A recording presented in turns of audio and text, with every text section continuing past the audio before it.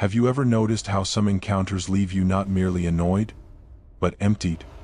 As though your life force has been siphoned away without warning, you walk away not just drained, but destabilized, second-guessing your purpose, doubting your progress, and haunted by a whisper that maybe, just maybe, you imagined everything. It's subtle, like spiritual erosion, but the deeper truth is far more piercing. This is not ordinary conflict. It is a war hidden in plain sight, and the more you awaken, the more precise the attacks become. If you've already felt that pattern, seen the hidden hand behind ordinary faces, you're in the right place. Pause here for a moment. Tap subscribe to stay connected to content others aren't supposed to see. Drop a comment below with where in the world you're watching from and what time it is where you are. Then share this video with someone else who might be feeling what you're feeling. If the title made sense to you the moment you saw it, you're already awake enough to understand what comes next. This is the terrain walked by the ones the ancients called the chosen, those carrying the divine spark. The seed of the monad. In Gnostic cosmology, these sparks are fragments of the original source consciousness, scattered into the human realm, tasked with remembering themselves and awakening others. But such light threatens the very fabric of the world system ruled by forces hostile to remembrance. These forces are not mythical demons with wings and horns. They are Archons, non-human intelligences, ancient in origin, parasitic in nature, and invisible in form. And their method of attack? Not thunder and fire. Not possession in the way you'd expect. They use people, ordinary people who have been subtly co-opted, turned into conduits of interference. The Apostle Paul knew. He didn't speak in riddles when he wrote, "We wrestle not against flesh and blood." He named the true enemy, rulers of darkness, spiritual wickedness in high places, entities beyond the veil of flesh. In Greek, the word Paul used was arches, the very term from which archons is derived. But the mainstream church, either through fear or strategy, washed his warning in theological abstraction. What once pulsed with raw cosmic clarity became moral metaphor. The danger went underground, but the Gnostics never forgot. They preserved this knowledge in banned gospels and buried scrolls. They described the Archons as beings who could not create, only copy, replicators of reality, architects of illusion, lacking their own light. They feed on emotional turbulence, fear, confusion, shame, despair. They cannot invade the monad, but they can distort the field surrounding it. And so they devise a strategy, weaponize human relationships. The closer someone is to a chosen one, the more useful they become as an unwitting agent. Family, friends, lovers, mentors. The Archons find the fractures in their psyche, their wounds, their fears, and press into them until the person becomes a vessel of sabotage. These agents do not wear dark cloaks or speak in tongues. They speak in casual criticism, in well-meaning advice, in drama that always erupts at the moment of your breakthrough. They exist in the shadows of trust. The result is always the same: your frequency collapses. You spiral into self-doubt. And if you're not aware of what's happening, you will blame yourself. That is the masterstroke of the Archons. They convince you that you are the enemy, that your path is foolish, that your light is delusion. The danger intensifies at thresholds, moments where chosen ones are about to transcend old layers of identity. Right then, the attacks escalate. Old friends reappear, laced with judgment. Family dramas flare. Spiritual confusion sets in like a fog. It is not random. It is coordinated. These agents are not evil themselves, but their frequency is hijacked. The more you shine, the more the parasites stir. They cannot afford your awakening. You are a glitch in their code, a beacon that destabilizes the control grid. And that is why recognizing the architecture of attack is the first liberation. You must learn to see beyond the person, to the force behind the pattern. This is not about demonizing others. It is about reclaiming your sovereignty. Spiritual war is subtle, but subtle does not mean weak. The battlefield is your mind, your emotions, your relationships, your energy field. If you do not see it, you are already losing. But once you see it, truly see it, the war changes. They rarely arrive in anger. More often, they appear with folded arms and furrowed brows. Voices tinged with concern, not cruelty. They say things like, "You need to be realistic," or "This spiritual stuff doesn't pay the bills." On the surface, they're reasonable. They may be your parents, your boss, your longtime friend, but beneath their words lies a deeper frequency, a vibration designed not to guide, but to suppress. This is the first agent of the Archons, the material controller. To understand this archetype, you must see the system they serve. The Archons, unable to generate light, rule through illusion. Their strongest illusion is the world system, the matrix of material validation. In this system, success is measured in numbers. Worth is tied to achievement. Power is earned by compliance. And the material controller is deeply entangled in this architecture. Not because they are evil, but because they believe in it. They are its devoted worshipper. Whether they know it or not. Their god is Mammon, not simply money, but the spirit of domination through scarcity, conformity, and external approval. Jesus warned of this spirit. Not in parables but in direct speech. You cannot serve God and Mammon. Mammon is more than a biblical metaphor. It is the energetic structure that the Archons use to bind souls in fear of survival and status. The material controller, consciously or unconsciously, becomes an agent of that force. They do not attack with violence. They attack with doubt, with mockery, with subtle ridicule disguised as concern. Their language diminishes. Their presence shrinks you. To a chosen one, this agent is often painfully familiar. It may be the father who demands a resume instead of a revelation, the friend who rolls their eyes when you speak of intuition, the partner who clings to a version of you that no longer exists. They push you to fit back into the mold you've outgrown. Not out of hatred, but out of fear. Your transformation threatens their equilibrium.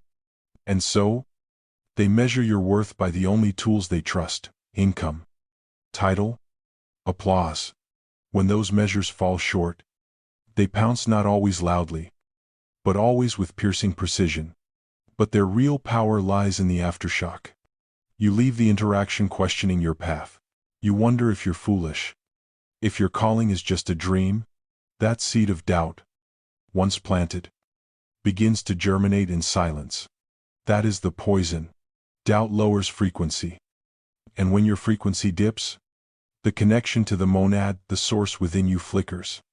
The Archons don't need to destroy you. They just need you to forget who you are.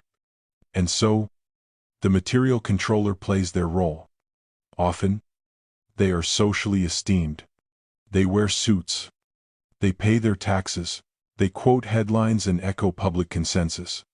They are the embodiment of normal, and this makes it harder to walk away. Cutting them off feels like betrayal. But there is a deeper betrayal to your mission, to your soul, to your light. If their energy destabilizes your path, it is not cruelty to step back. It is clarity. To identify them is not to hate them. It is to see them. How do they react when you speak your truth? Do they change the subject? Do they respond with derision? Do they offer advice that always seems to pull you inward, away from expansion? Most importantly, do you feel smaller, heavier, more doubtful after being with them? That is the signal.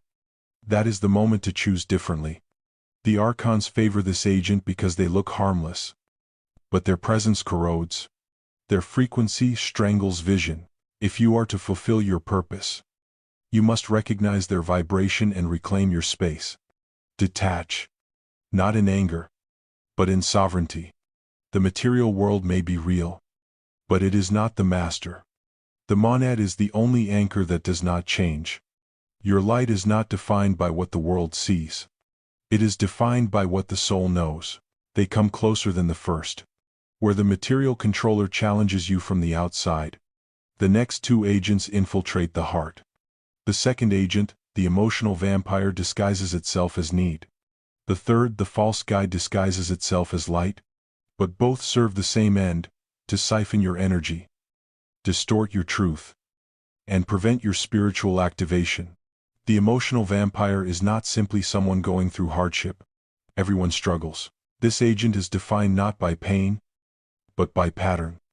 Their crisis is constant, their wounds unhealed by design. You'll notice it in the rhythm of their presence. Every time you rise, they fall. Every time you prepare to take a step forward, they collapse into chaos. It is never random. It is energetic timing. Precision sabotage masked as coincidence. The closer you come to alignment, the more they demand your rescue. These individuals are not malicious. Often, they are broken, but brokenness can be weaponized. Archons thrive on emotional turbulence, and the emotional vampire becomes a perfect conduit. Through addiction, codependence, guilt, and unending drama, they keep you in reaction mode. You become their source of stability, their well of strength. But it is never enough. You pour and pour until your own cup is dry. And when you finally pull back, they panic. They escalate. They love bomb. Anything to keep the energetic cord intact. Sometimes the vampire isn't another person.